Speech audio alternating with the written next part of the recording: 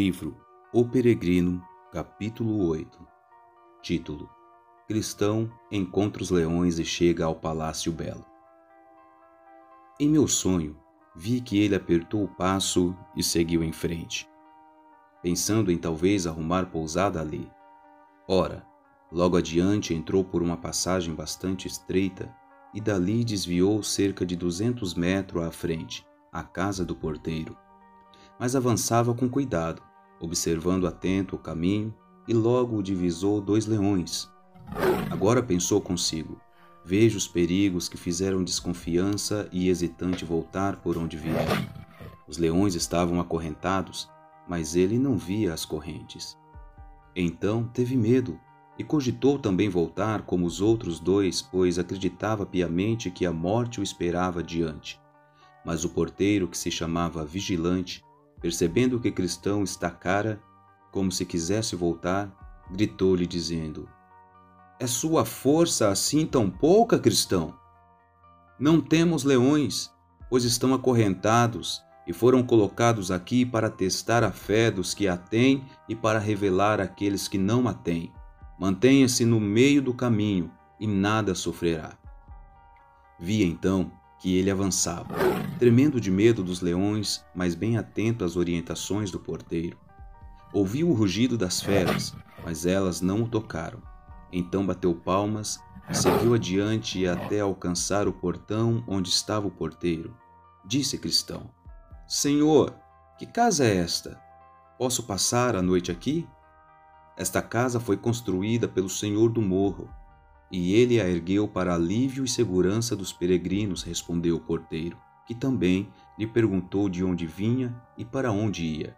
Cristão respondeu: "Venho da cidade da destruição e sigo para o Monte Sião, mas como o sol já se pôs, pretendo, se puder, pousar esta noite aqui." O porteiro disse: "Qual é o seu nome?" "Cristão, meu nome é Cristão, mas antes eu me chamava Destitoso." "Destitoso? Sim, este era o meu nome. Procedo da linhagem de Jafé, a quem Deus convenceu a habitar nas tendas de Sem." "Mas por que é que você chegou tão tarde, já pondo-se o sol?" disse o porteiro. "Eu teria chegado mais cedo, mas... como sou desventurado, dormi debaixo do caramanchão ali na encosta do morro. Mesmo assim, se fosse só isso, eu teria chegado aqui bem cedo. Só que durante o sono perdi meu testemunho, e sem ele vim até o cume do morro. Depois o procurei, e não o encontrando, me vi forçado, com pesar no coração, a voltar ao lugar onde dormi. E ali o encontrei, por isso só chego agora." "Bom, vou chamar uma das virgens da casa, e ela, caso se agrade de sua conversa, o levará ao resto da família, segundo as regras da casa." O porteiro vigilante tocou um sino. Logo depois, surgiu à porta da casa uma donzela linda e séria, de nome Discrição, perguntando por que fora chamada. "Este homem vem da cidade da destruição e segue rumo ao Monte Sião, mas está exausto e, surpreendido pela noite, pediu-me pouso. Disse-lhe então que a chamaria e que depois de conversar com ele, você faria o que lhe parecesse melhor, segundo a lei da casa." Então ela perguntou a Cristão de onde vinha e para onde ia, e ele lhe respondeu. Perguntou-lhe também como entrara no caminho, e ele lhe respondeu. Depois ela quis saber o que vira e com o que se deparara no caminho, e ele lhe contou tudo. Por fim, perguntou o nome dele, ao que respondeu: "O meu nome é Cristão. Meu desejo de pousar aqui é maior porque, pelo que percebo, este lugar foi construído pelo Senhor do Morro para alívio e segurança dos peregrinos." Ela então sorriu, mas aos olhos lhe brotavam lágrimas. Após breve pausa, disse: "Vou chamar mais algumas pessoas da família. Chame-se Piedade e Caridade", que depois de mais alguma conversa com ele, o aceitaram na família. Muitos dos que o receberam à porta da casa diziam: "Entre, bendito do Senhor. Esta casa foi construída pelo Senhor do Morro com o propósito de abrigar os peregrinos." Ele então inclinou a cabeça em respeito e seguiu-as para dentro da casa. Já lá dentro, sentado, deram-lhe algo de beber e decidiram em consenso que até estar pronta a ceia, alguns deles teriam uma conversa particular com o cristão, para melhor aproveitamento do tempo. Designaram piedade, prudência e caridade para a tarefa e começaram assim. Disse Piedade: Meu bom cristão, já que fomos tão amáveis com você, recebendo-o em nossa casa esta noite, que tal conversarmos sobre tudo o que lhe aconteceu em sua peregrinação? Creio que isso será proveitoso para todos nós. O cristão respondeu: É de muito bom grado que o faço, e com satisfação. Vejo quanta bondade vocês têm para comigo. Então disse Piedade: Afinal, o que o motivou a lançar-se à vida de peregrino? Saí de minha terra natal em virtude de um alerta terrível que me soava aos ouvidos, que uma destruição inevitável pairava sobre mim se permanecesse naquele lugar. Então disse Piedade: Mas por que você saiu de sua terra justamente por este caminho? Bom, foi vontade de Deus, pois quando os temores da destruição me atormentavam, não sabia onde ir. Mas por acaso veio ter comigo um homem, quando eu me achava tremendo e chorando, de nome Evangelista, que me orientou rumo à porta estreita, e assim me colocou no caminho que veio dar diretamente nesta casa. Sem a ajuda dele, sei que jamais teria tomado este caminho. Mas você não passou pela casa de intérprete? Perguntou Piedade. Sim, e lá vi coisas cujas lembranças permanecerá comigo enquanto eu viver, especialmente 3 delas: que Cristo, apesar de Satanás, conserva no coração sua obra da graça, que o homem pecou tanto que para ele não há esperança além da misericórdia divina, e também o relato daquele que pensou sonhando ter chegado o dia do juízo. Piedade, olhando para Cristão, perguntou: Por quê? Ele lhe contou seu sonho? Sim, respondeu Cristão, e que sonho terrível! Deu-me uma dor no coração enquanto ele me contava o sonho, mas mesmo assim estou feliz por tê-lo ouvido. Então disse Piedade: E isso foi tudo o que você viu na casa de intérprete? Não, ele me levou para um lugar de onde me mostrou um palácio imponente, e lá dentro as pessoas trajavam ouro. Chegou por lá um homem ousado que abriu o caminho pelos guardas armados que vigiavam a porta e tentavam impedi-lo. Este homem foi convidado a entrar para receber a glória eterna. Acho que essas coisas me arrebataram o coração. Eu bem poderia ter ficado na casa daquele bom homem o ano inteiro, mas sabia que tinha que seguir viagem. Então disse Piedade: E o que mais você viu pelo caminho, cristão? Me conta. O que vi? Bom, avancei um pouco mais e vi aquele que, como eu imaginava, pendia do madeiro sangrando. A mera visão dele fez o fardo cair das minhas costas, pois eu gemia debaixo de um fardo extenuante, mas então me vi livre dele. Para mim foi algo esquisito, pois jamais vira isso antes. E quando eu estava ali, sabe, de pé, olhando para cima, porque não conseguia tirar os olhos dele, aproximaram-se de mim 3 seres resplandecentes. Um deles testificou que os meus pecados estavam perdoados. Outro me tirou os farrapos e deu-me esta capa bordada que você vê. E o terceiro gravou este sinal que você vê na minha testa e deu-me ainda este rolo selado. Dizendo isso, Cristão tirou o rolo de junto ao peito. Mas você viu mais do que isso, não foi? Disse Piedade, ansiosa para ouvi-lo. Sim, as coisas que lhe contei foram as melhores, mas vi também outras. Vi, por exemplo, ao passar 3 homens, simplório, indolência e presunção, adormecidos ao longo do caminho com grilhões nos tornozelos. Pensa que eu consegui acordá-los? De jeito nenhum. Vi também formalista e hipocrisia pularem o muro para seguir, segundo pretendiam, mas logo se pato eu lhes havia prevenido, sem que me acreditassem, é claro. Porém, acima de tudo, tive de me esforçar muito para subir este morro, e foi igualmente difícil passar ao lado das bocas dos leões. Na verdade, não fosse por este bom homem, o porteiro que guarda a entrada, não sei se não teria decidido voltar. De qualquer modo, agora agradeço a Deus por estar aqui, e agradeço a vocês por terem me recebido. Então, Prudência achou conveniente fazer-lhe algumas perguntas e desejou que ele as respondesse. Perguntou Prudência. Você, às vezes, não pensa na terra de onde veio, cristão? Sim, eu penso, mas com muita vergonha e ódio. Na verdade, se eu não tivesse tirado da cabeça aquela terra desde que lá saí, poderia ter tido oportunidade de voltar.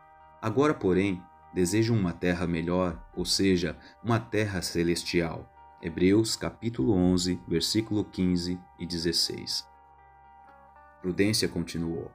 Você ainda continua tolerando algumas das coisas com que estava familiarizado antes? Continuo, mas muito contra a minha vontade, especialmente os pensamentos íntimos e carnais, com que todos os meus conterrâneos, assim como eu mesmo, nos deleitávamos. Mas agora todas essas coisas me doem, e se eu pudesse escolher meus próprios pensamentos, preferiria jamais tornar a pensar nelas. Porém, quando quero fazer o que é melhor, vejo que as piores coisas estão ainda em mim. Disse Prudência a ele. Você não acha que às vezes essas coisas parecem dominadas, mas outras vezes ainda lhe são um estorvo? Acho, mas isso é raro. Porém, quando me acontece, para mim são horas preciosas. Disse Prudência. Você consegue se lembrar porque às vezes as contrariedades lhe parecem dominadas? Sim. Penso diante da cruz, por exemplo, quando olho a minha capa bordada, também quando leio o rolo que eu junto ao peito e ainda quando a ideia do lugar para onde estou indo me estimula. Prudência disse, e o que faz tão desejoso de ir até o Monte Sião? Respondeu o cristão, bem, lá espero ver bem vivo aquele que morto vi pendurado na cruz, e ali espero livrar-me de todas estas coisas que até hoje estão em mim e que me aborrecem. Lá, dizem, não existe morte, e lá viverei com a companhia de quem mais me agrada.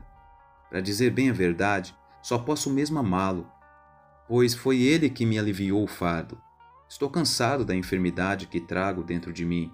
Prefiro estar onde não morrerei mais, ao lado daquele que continuamente brada, Santo, Santo, Santo.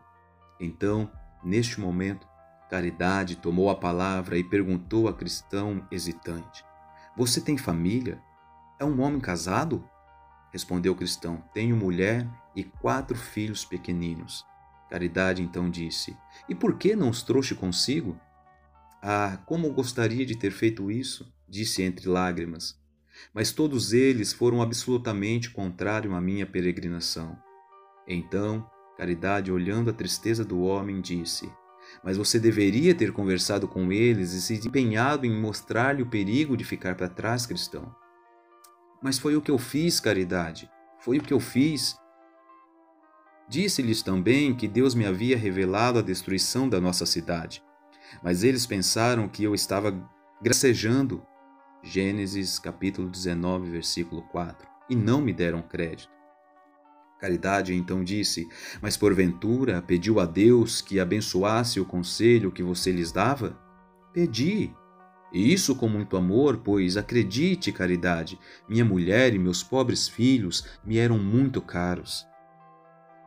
Mas você lhes falou do pesar que sentia e do medo da destruição, cristão? Pois suponho que a destruição lhe era bastante visível, não era? Era, e cada vez mais.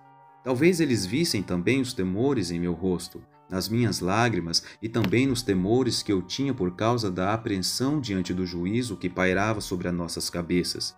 Nada disso, porém, foi suficiente para fazê-los vir comigo. Caridade então disse, mas qual a razão que eles alegaram para não vir? Cristão respondeu, bom, minha mulher tinha medo de perder este mundo, e meus filhos se apegavam aos prazeres insensatos da juventude. Assim aquela por um motivo, estes por outros. Todos eles me deixaram partir sozinho. Então disse Caridade, mas será que com sua vida fútil você não contrariou tudo o que com palavras ousava tentar convencê-los a acompanhá-lo? Respondeu o cristão, realmente, a minha vida não era digna de elogios, pois tenho consciência das minhas muitas faltas. Aliás, sei também que o homem, por sua conduta, pode logo derrubar aquilo que por argumento ou persuasão tenta impor aos outros, para o próprio bem deles. Mas uma coisa eu posso dizer, Caridade, eu tomava todo o cuidado para não lhe dar motivo, por qualquer ato indecoroso, de ter aversão à peregrinação.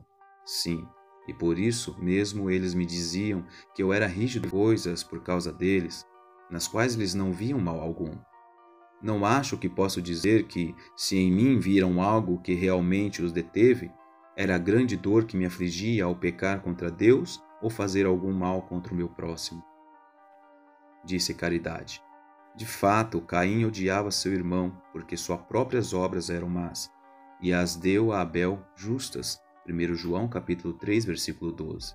Se sua mulher e filhos se ofenderam com você por isso, mostraram-se assim implacáveis diante do bem, mas você libertou a sua alma. Ezequiel capítulo 3, verso 19. Você libertou a sua alma do sangue deles.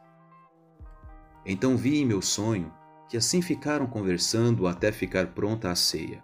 E estando eles também prontos, sentaram-se à mesa.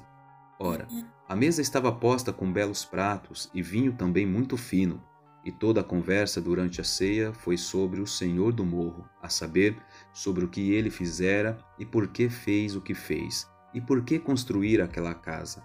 E pelo que disseram, percebi que eles foram um grande guerreiro, que combatera e matara aquele que tinha o poder da morte. Hebreus capítulo 2, versículo 14. Não sem que ele mesmo corresse grande risco, o que me fez amá-lo ainda mais. Pois como disseram eles, e como creio eu, disse Cristão, ele o fez com perda de muito sangue. Mas o que espalha a glória da graça em tudo o que ele fez é o fato de tê-lo feito por puro amor por sua terra. Aliás, alguns da casa disseram que o havia visto e também conversando com ele depois de sua ouvido de sua própria boca, que ele ama tanto os pobres peregrinos que de leste a oeste não se acha amor igual. Além disso, deram como exemplo daquilo que afirmavam o seguinte: ele havia se despido da própria glória para fazer pelos pobres, e disseram tê-lo ouvido falar e afirmar que não habitaria só na montanha de Sião. Disseram ainda que ele fizera príncipes a muitos peregrinos, embora por sua natureza tenham nascido os mendigos e sua origem fosse o monturo. 1 Samuel, capítulo 2, versos 8 e Salmos 113, verso 7. Assim conversaram até tarde da noite, e após orar pedindo a proteção do Senhor, foram afinal repousar. O peregrino foi acomodado em um amplo quarto no andar de cima, cuja janela dava para o nascente. O nome do quarto era o Quarto da Paz. E ali ele dormiu até o raiar do dia, e então acordou e cantou: Onde estou agora? Será isso o zelo divino? O amor de Jesus por aquele que é peregrino? Tantas coisas dá, até perdão ao réu, que habita já nas vizinhanças do próprio céu. Então, de manhã, todos se levantaram e, conversando, disseram-lhe que não partisse sem antes ver as raridades da casa.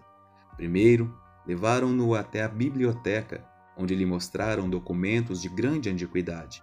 Se bem me lembro do meu sonho, mostraram-lhe antes de tudo as ascendências do Senhor do Morro, que era filho de um ancião de dias, e veio à existência por eterna geração. Ali também se achavam mais plenamente registrados os atos que ele executara, os nomes das muitas centenas que ele tomara para seu serviço, e como ele os havia posto em moradas que jamais seriam destruídas, nem pela passagem dos dias e nem pela degeneração da natureza. Então, leram para ele alguns dos atos meritórios que alguns de seus servos haviam feito, como subjugaram reinos, executaram a justiça, alcançaram promessas, fecharam a boca de leões, aplacaram a violência do fogo, escaparam ao fio da espada, da fraqueza extraída na força, agigantaram-se na luta e fizeram bater em retirada exércitos estrangeiros. Hebreus 11, versos 33 e 34. Depois, leram ainda em outro volume dos documentos do lugar um trecho em que se mostrava que o Senhor se dispõe a receber na sua graça todas as pessoas, mesmo aquelas que no passado tenha feito grande afronta à sua pessoa e aos seus caminhos. Ali também estavam diversas histórias de muitas outras coisas famosas, e de todas elas Cristão teve um vislumbre, de coisas antigas e modernas, além de profecias e predições de acontecimento que seguramente se cumprirão, tanto para pavor e espanto dos inimigos, quanto para consolo e alívio dos peregrinos. No dia seguinte, o levaram à armaria, onde lhe mostraram toda sorte de petrechos que seu senhor providenciaria para os peregrinos. Espada, escudo, couraça, toda o gastam, e ali havia o bastante para equipar tantos os homens ao serviço do Senhor, quanto os miríades de estrelas que há no céu. Também lhe mostraram alguns dos objetos com que alguns de seus servos haviam feito prodígios. Mostraram-lhe a vara de Moisés, o martelo e o cravo com que Jael matou Sísera, também os cântaros, as trombetas e as tochas com que Gideão fez bater em retirada os exércitos de Midian. Então lhe mostraram a aguilhada de bois que Sangar usou para matar 600 homens, ainda a queixada que Sansão fez tamanhas proezas.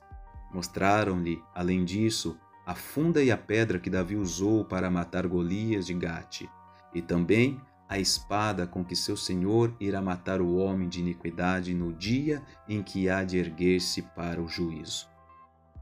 Apresentaram-lhe, além disso, muitas coisas excelentes, e Cristão se admirou bastante com elas. Isso feito, já era hora de dormir. Então vi em meu sonho que de manhã ele se levantou decidido a seguir viagem, mas quiseram que ele ficasse até o dia seguinte e disseram: se o tempo estiver bom, vamos lhe mostrar as montanhas aprazíveis, Cristão. Era algo que, segundo disseram, lhe traria ainda mais ânimo, pois as montanhas ficavam mais perto do refúgio desejado do que o lugar onde estava então. Ele aceitou o convite e ficou. Já alto o sol, levaram-no até o terraço da casa e lhe apontaram o sul. E eis que, a grande distância, ele viu uma região montanhosa das mais lindas embelezadas com matas, vinhedos, frutas de todas as espécies, flores também, com riachos e fontes, tudo muito agradável de olhar. Cristão perguntou o nome daquela terra e lhe disseram que era a terra de Emanuel, região à qual todos os peregrinos tinham livre acesso, tanto quanto o morro onde estavam, e que quando eles chegassem lá, poderia ver o portão da cidade celestial, pois os pastores que moravam ali o mostrariam.